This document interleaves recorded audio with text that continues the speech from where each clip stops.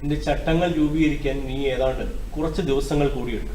പക്ഷേ വളരെ പ്രത്യക്ഷമായി തന്നെ നമുക്ക് മനസ്സിലാക്കാൻ കഴിയുന്നു. ഇപ്പോൾ കോടതിയുടെ പരിഗണനയാണ്, കോടതി വിധി അന്തിമമായിരിക്കുന്നു എന്നതിലേക്ക് അപ്പുറത്തേക്ക് വഖഫ് നിയമത്തിലെ ഭേദഗതികൾക്ക് ഒരിക്കൽ കോടതി ഇന്ന് സ്റ്റേ കൊടുത്തിട്ടില്ല. സർക്കാർ അഭിലാഷനായ സോളിസിറ്റർ ജനറലിന്റെ ഉറപ്പ് രേഖപ്പെടുത്തുക മാത്രമാണ് ഇടക്കാല വിധിയിൽ സുപ്രീം കോടതി ഇന്ന് ചെയ്തിട്ടുള്ളത്. പ്രതിപക്ഷത്തിന്റെ ഏറ്റവും പ്രധാനപ്പെട്ട ആവശ്യം തന്നെ ഇവിടെ നിരസപ്പെട്ടിരിക്കുകയാണ്. കാരണം ഇത്തരത്തിൽ രാജ്യത്ത് ഇത്തരത്തിലുള്ള നിയമം ഉണ്ടായില്ലെങ്കിൽ വലിയ വിപത്തുകൾ രാജ്യത്തിന് സംഭവിക്കും എന്ന കാര്യത്തിൽ സുപ്രീം കോടതിക്ക് പോലും പ്രാഥമികമായി കാര്യങ്ങൾ മനസ്സിലായി കഴിഞ്ഞു എന്ന് തന്നെയാണ് ഞങ്ങൾ അനുമാനിക്കുന്നത്. ബാക്കി കാര്യങ്ങൾ കോടതിയിലോട്ട് വരട്ടെ. പുതിയ ഭേദഗതിയുടെ അടിസ്ഥാനത്തിൽ വഖഫ് കൗൺസിലിലേക്കോ ബോർഡിലേക്കോ അടിയന്തരമായി പുതിയ നിയമനങ്ങൾ ഉണ്ടാവില്ല എന്ന് സർക്കാർ തന്നെയാണ് കോടതിയെ കൃത്യമായി അറിയിച്ചിട്ടുള്ളത്. അതിനാൽ ഒരാഴ്ച സമയം കൂടി വേണം. കാരണം ഇനി ഞാൻ നേരത്തെ പറഞ്ഞ പോലെ ചട്ടങ്ങൾ രൂപീകരിക്കാൻ കുറച്ച് സമയം കൂടി വേണമെന്നുള്ളത്. എന്നാൽ സോളിസിറ്റർ ജനറൽ ഈ കാര്യങ്ങളെല്ലാം തന്നെ കൃത്യമായി കോടതിക്ക് ഉറപ്പ് കൊടുത്തിട്ടുണ്ട്. പിന്നെ പ്രധാനപ്പെട്ട കാര്യം, ഇനിയൊരു ഉത്തരവ് ഉണ്ടാകുന്നവരെ ഇതിനകം രജിസ്റ്റർ ചെയ്തതോ വഖഫ് നോട്ടിഫൈ ചെയ്തതോ ആയ വസ്തുക്കളെ ഡീനോട്ടിഫൈ ചെയ്യരുത് എന്നത് മാത്രമാണ് ഇന്നത്തെ ഇടക്കാല വിധിയിൽ സുപ്രീം കോടതി പ്രത്യേകമായി പറഞ്ഞിട്ടുള്ളത്. ഇതിൽ യാതൊരു എതിർപ്പും സർക്കാരിൻ്റെ ഭാഗത്തുനിന്ന് ഉണ്ടായിട്ടില്ല. കാരണം ചട്ടങ്ങൾ രൂപീകരിക്കാത്ത സാഹചര്യത്തിൽ തങ്ങൾ വിചാരിച്ചാൽ പോലും സ്റ്റേറ്റ്മെന്റിനായി കോടതിക്ക് ഇനി ഏതാണ്ട് ദിവസങ്ങൾ കാത്തിരുന്നാൽ മാത്രമേ പറ്റുള്ളൂ. കാരണം നൂറ്റാണ്ടുകൾ പഴക്കമുള്ള പല വഖഫ് ചെയ്ത വസ്തുക്കൾ മേലിൽ തർക്കമില്ലല്ലോ. തർക്കമുള്ളിടത്തല്ലേ പ്രശ്നമുള്ളൂ. തർക്കമുള്ളിടത്ത് മാത്രമാണ് നിയമം പ്രാബല്യത്തിൽ വരിക. തർക്കമില്ലാത്ത ഒരിടത്തും, എത്രയോ നേരത്തെ പറഞ്ഞതുപോലെ നൂറ്റാണ്ടുകൾ പഴക്കമുള്ള പല ആരാധനാലയങ്ങളിലും തർക്കമില്ലാത്തതുണ്ടല്ലോ. തർക്കമില്ലാത്തതിനൊന്നും നിയമത്തിലേക്ക് വരുന്നില്ലല്ലോ. പക്ഷേ മുനമ്പത്തിന് അടക്കമുള്ള സാഹചര്യങ്ങൾ വ്യത്യസ്തമാണ്. മുനമ്പത്തടക്കം ഈ തർക്കമുണ്ട്. തർക്കമുള്ളതിലെല്ലാമാണ് ഈ പറയപ്പെട്ട നിയമങ്ങളുടെ സാധുതകൾ. ഇനി കോടതി പരിശോധിച്ച് ബാക്കി കാര്യങ്ങൾ പറയട്ടെ.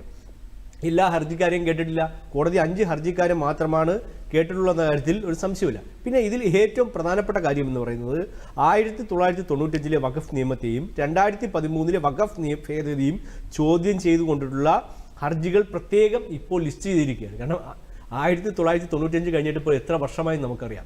അന്ന് ഈ ഭേദഗതികളെ ചോദ്യം ചെയ്തുകൊണ്ട് കോടതിയിൽ സമർപ്പിക്കപ്പെട്ട ഹർജികളിൽ ഇപ്പോഴും കോടതി ഒരു തീരുമാനത്തിൽ എത്തിയിട്ടില്ല.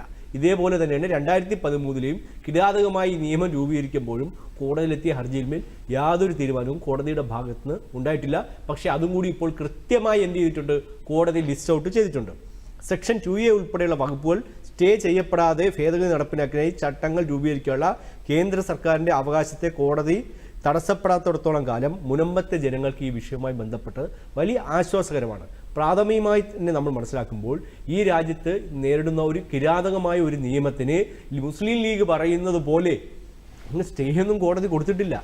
ഞങ്ങൾ പറഞ്ഞല്ലോ, കോടതി എന്ത് തീരുമാനിക്കുമോ ഞങ്ങളത് അംഗീകരിക്കും. പക്ഷേ ഈ പറഞ്ഞിരിക്കുന്ന രാജ്യത്ത് മുനമ്പത്തെ ജനങ്ങളെ രക്ഷിക്കാൻ വേണ്ടി അവരോട് ഈ പ്രശ്നം പരിഹരിക്കണമെന്ന് സർക്കാരിനോട് ആവശ്യപ്പെടുന്നവരെല്ലാവരും തന്നെ ഹർജിയുമായി പോകുന്നത് മുനമ്പൻ നിവാസികളെ ഉൾപ്പെടെ വഞ്ചിക്കുക എന്നുള്ള കൃത്യമായ ലക്ഷ്യത്തോടു കൂടി തന്നെയാണ്.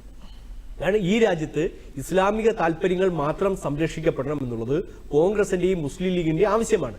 ഈ ലീഗിന്റെ ആവശ്യത്തിന് മുന്നിൽ പോലും ഇന്ന് കോൺഗ്രസ് മുട്ടിടിച്ച് നിൽക്കുന്ന സാഹചര്യമാണ്. ഇപ്പോൾ പറഞ്ഞു, ബംഗാളിന്റെ സംസ്ഥാന സെക്രട്ടറി ശ്രീ മുഹമ്മദ് സലീം ഹർജിയുമായി കോടതിയിൽ പോയിട്ടുണ്ട്.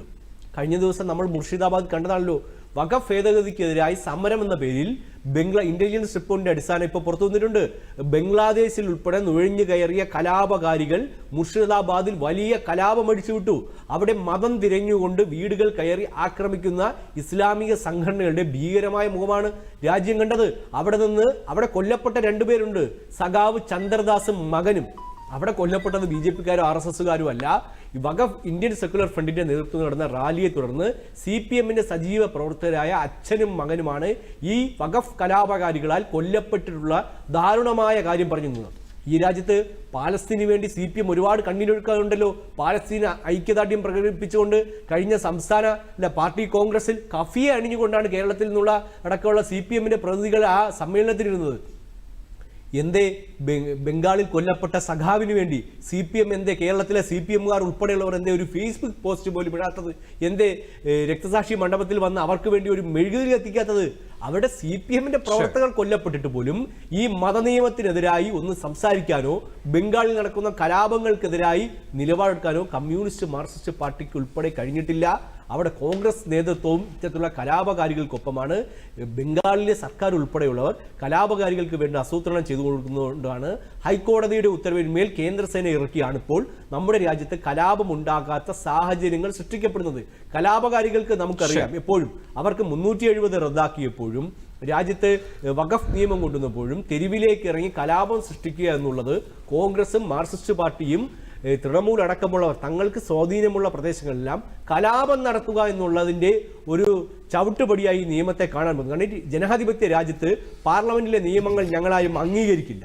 കോടതി കാര്യങ്ങൾ പറഞ്ഞുകൊള്ളട്ടെ, പക്ഷേ ജനാധിപത്യപരമായി പാർലമെന്റ് പാസാക്കിയ നിയമങ്ങൾക്കെതിരെ തെരുവോരങ്ങളിൽ കലാപം ഉണ്ടാക്കാൻ എന്നുള്ള കാര്യങ്ങൾ കൂടി വളരെ കൃത്യമായി ഇന്ന് കോടതി നോക്കിക്കാണുകയാണ്. ശരി.